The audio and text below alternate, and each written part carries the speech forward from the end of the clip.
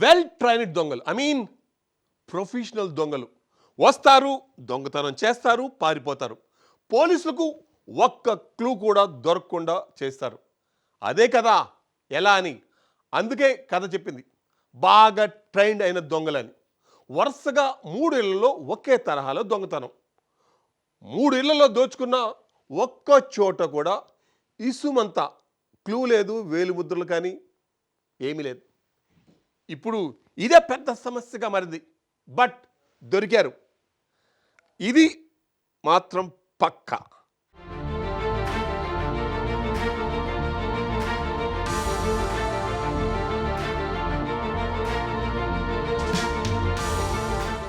ఒక్కసారిగా ఉలిక్కిపడ్డ టంగుటూరు గ్రామం. వరుస దొంగతనాలతో ప్రజలు భయపడిపోయారు. 3 ఇళ్లలో దొంగతనాలు ఒకే రకంగా దొంగతనం జరగడంతో భయోందోళనకు గురయ్యారు. వరుస దొంగతనాలు జరిగిన సంఘటన ఆలస్యంగా వెలుగులోకి రావడంతో టంగుటూరు గ్రామం ఒక్కసారిగా ఉలిక్కిపడింది. గ్రామంలో ఏం జరుగుతుందో తెలియక ప్రజలు అయోమయంలో పడ్డారు. టంగుటూరులోని 3 ఇళ్లలో ఒకేసారి దొంగతనం జరగడం, ఒకే విధంగా జరగడంతో పోలీసులు సైతం అవాక్కయ్యారు.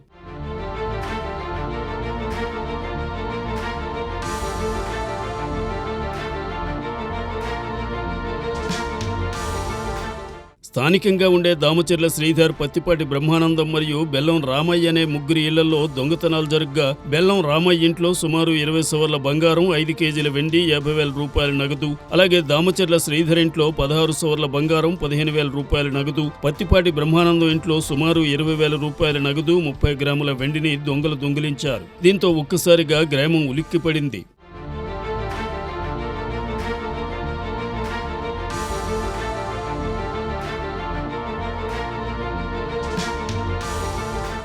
సంఘటనా స్థలాన్ని ఒంగోలు 1 టౌన్ సీఐ నాగరాజు, సింగరాయకొండ ఎస్ఐలు పరిశీలించారు. అదేవిధంగా వేలిముద్రలతో పాటు డాగ్ స్క్వాడ్ ను పిలిపించి పరిశీలించారు. దొంగతనం చేసిన దొంగలు సైతం తెలివితేటలు ఉపయోగించడంతో పోలీసులు కూడా షాక్ అయ్యారు. చాకచక్యంగా దొంగలు ఎక్కడా వారి వేలిముద్రలు రాకుండా జాగ్రత్తలు తీసుకున్నట్లు గుర్తించారు. చేతులకు హ్యాండ్ గ్లౌజులు ధరించి దొంగతనానికి పాల్పడినట్లు గుర్తించారు. దీంతో దొంగలను ఎలా పట్టుకోవాలో అర్థం కాక పోలీసులు తల పట్టుకుంటున్నారు. పనిచేయని సీసీ కెమెరాలు గ్రామంలో ఉండడంతో పోలీసులకు ఈ కేసు తలనొప్పిగా మారింది.